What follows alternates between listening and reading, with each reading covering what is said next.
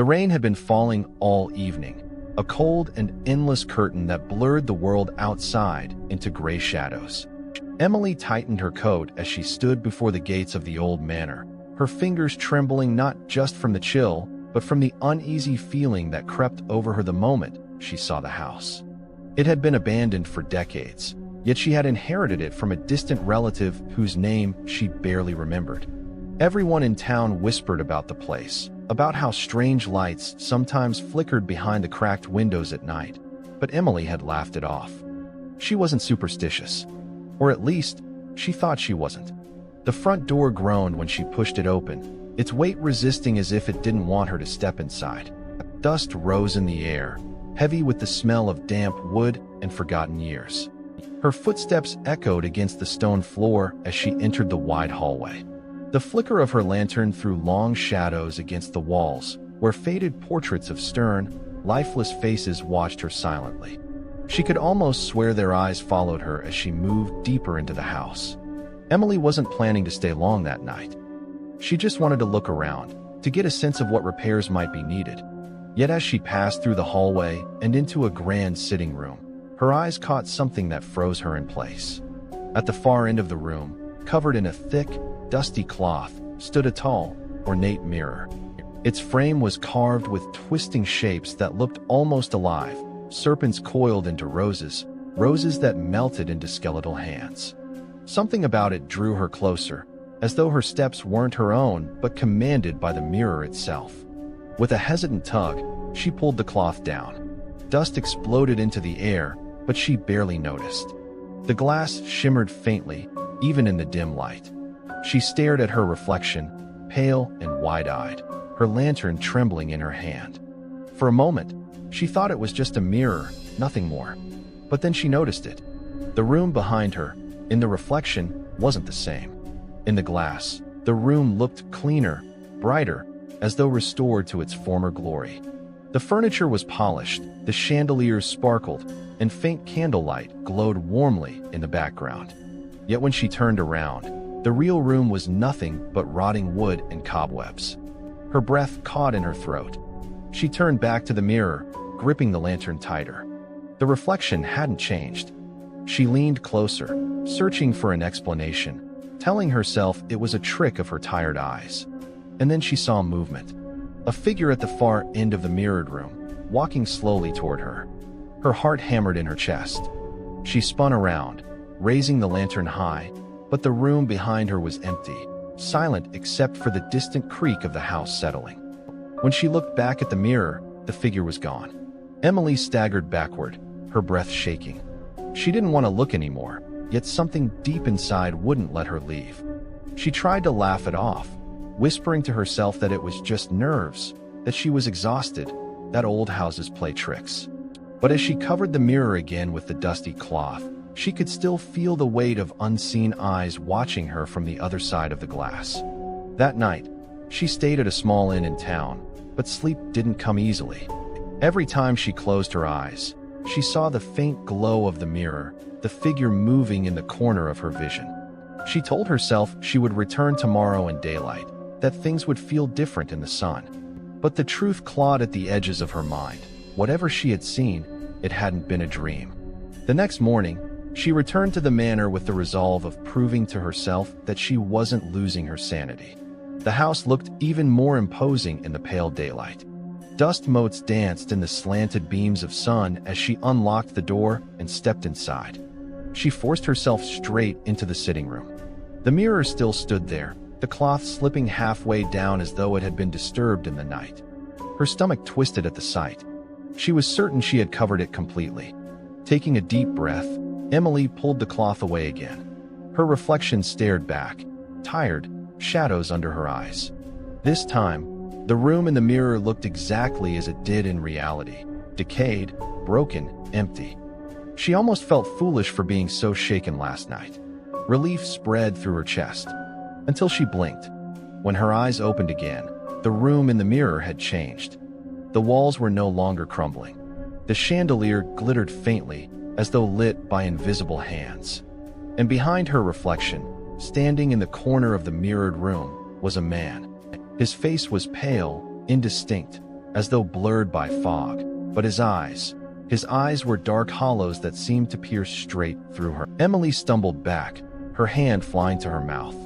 She turned around sharply, her heart pounding so loud it drowned out every sound.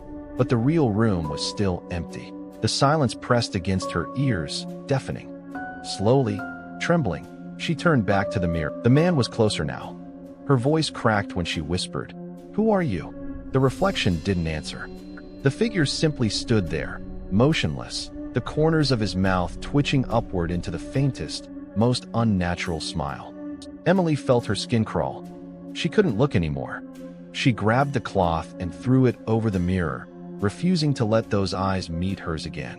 But even as she turned away, she felt it, that prickling sensation that she wasn't alone, that he was still there, just behind the thin veil of fabric, waiting for her to look again. Emily tried to distract herself by exploring the rest of the manor, but she could not shake the weight of what she had seen.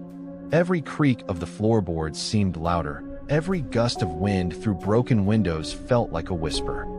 She told herself she would sell the house, that she didn't need to stay here, that none of this was her problem. But each time she tried to walk away, her thoughts returned to the mirror.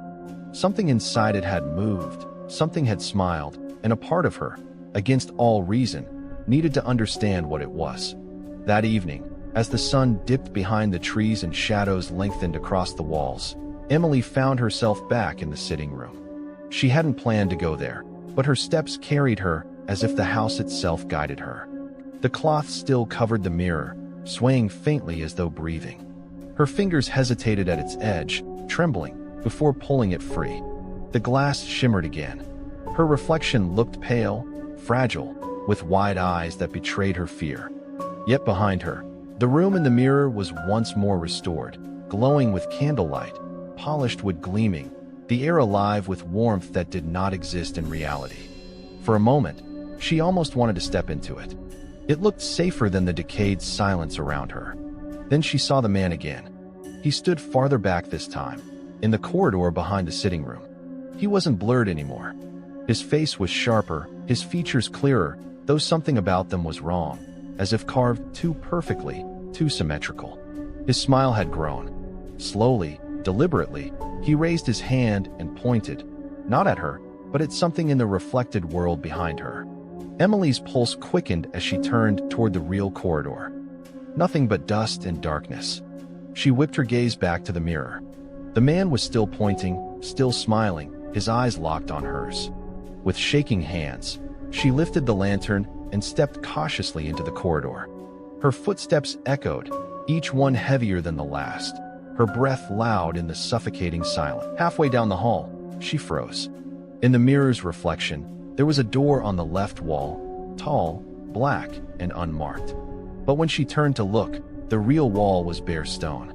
Her skin prickled with cold as she glanced back to the mirror. The door remained there, solid and waiting. The man had vanished, but his absence was worse than his presence. Emily stumbled back into the sitting room, her chest heaving. The door didn't exist, she told herself again and again. It wasn't real. But the mirror was showing her something that was hidden in the house, something buried behind the walls. And the thought wouldn't let her go. That night, she dreamed of the door. She dreamed she was standing before it, her hand reaching for the handle, though every nerve in her body screamed not to touch it. She woke drenched in sweat, the sound of faint whispering still ringing in her ears. The following morning, she made a decision. She returned to the manor with a hammer and chisel. Her rational mind screamed at her, but some darker instinct drove her forward. She went straight to the corridor where the mirror had shown her the impossible door. The stone wall looked solid, untouched, but she pressed her hand against it and felt a faint draft. Hours passed as she chipped at the stone, sweat stinging her eyes, her arms aching. At last, her hammer struck something hollow. She froze. With frantic urgency, she widened the hole until the outline of a wooden frame emerged. The door. It had been sealed behind stone. Her hands trembled as she cleared away the last of the debris. The black door stood before her, just as the mirror had shown, tall and ancient, its surface scarred by deep scratches as if something had clawed to get out.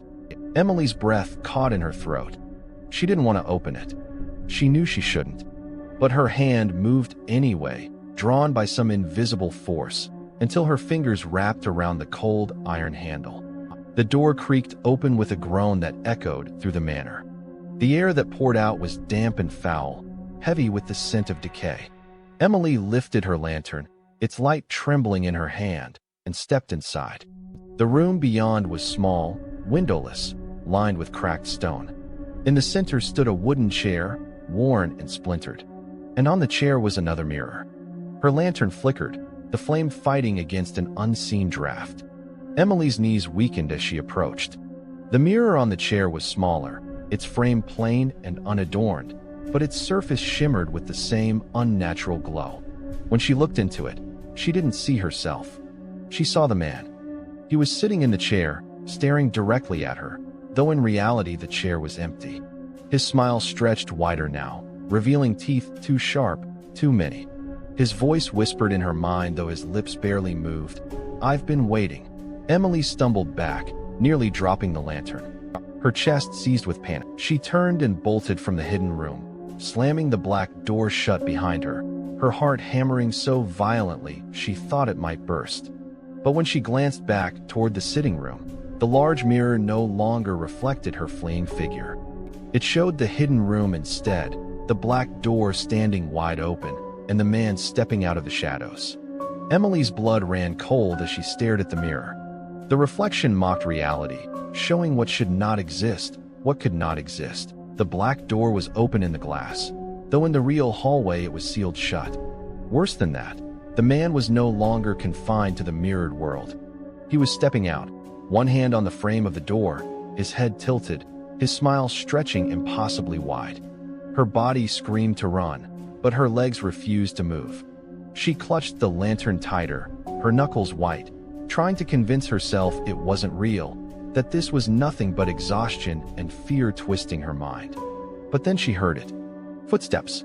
Slow, deliberate, echoing against the stone floor of the real corridor behind her. Her throat tightened.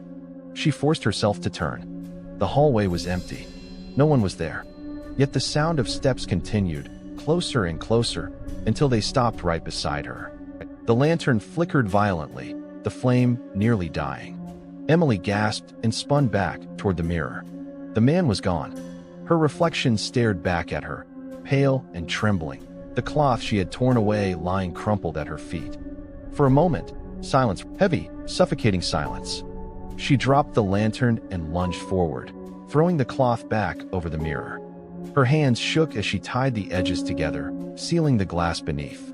She backed away, her chest rising and falling in ragged gasps, whispering to herself that it was finished, that it was covered, that it couldn't hurt her now. That night, Emily didn't go to the inn. She locked herself in one of the upstairs bedrooms of the manor, too afraid to leave, too afraid to stay. The walls groaned with every gust of wind, the old house seeming alive, breathing, watching. She lay on the bed, her eyes wide open, unable to shut them. At some point in the dead of night, her eyes drifted closed against her will. She woke to the sound of something dragging across the floor downstairs. The heavy scrape of wood against stone, rhythmic, slow. Her pulse thundered in her ears. She sat upright, listening. The sound continued, moving steadily across the sitting room, stopping, then starting again. Emily forced herself to leave the bedroom, lantern shaking in her grip. Each step down the staircase echoed like a drumbeat in her skull. When she reached the sitting room, her breath caught. The cloth was gone. The mirror stood bare once more, glimmering faintly in the dark. And it was no longer against the wall. It had been dragged to the center of the room, angled so it faced the staircase, as though it had been waiting for her. She froze on the bottom step, her voice breaking into a whisper. No, no. In the glass, her reflection was gone. Instead, she saw herself entering the room, lantern in hand, but moving with unnatural stiffness, her eyes hollow and lifeless. The mirrored version of herself raised a hand and beckoned, a gesture slow and deliberate. Emily shook her head, tears stinging her eyes. This isn't real. It isn't me. It isn't real. But her body betrayed her. One step forward, Then another, her movements no longer her own. The lantern flickered wildly, shadows twisting along the walls as she walked toward the mirror. Her hands trembled as they lifted, pressing against the glass. The surface rippled beneath her touch, cold and wet like the surface of a pond. She tried to pull away, but her hand stuck fast. Her reflection smiled, the same cruel smile the man had worn, and then reached forward from the other side, grabbing her wrists and pulling hard. Emily screamed, the sound echoing through the house, but the glass swallowed it whole. Her body jerked forward, dragged through the rippling surface, disappearing into the mirrored world. The lantern crashed to the floor, shattering, the flame extinguished. The sitting room plunged into darkness. The next morning, the manor stood silent, the air heavy and still. The mirror rested once more against the far wall, the cloth draped neatly over it as though untouched. But if anyone dared to look beneath the fabric, they would not find their own reflection. They would see Emily, trapped in the glass, her hands pressed against the inside, her eyes wide with terror, silently screaming for someone to notice. And behind her, in the shadows of the mirrored world, the man stood smiling, his hollow eyes locked onto whoever dared to look next.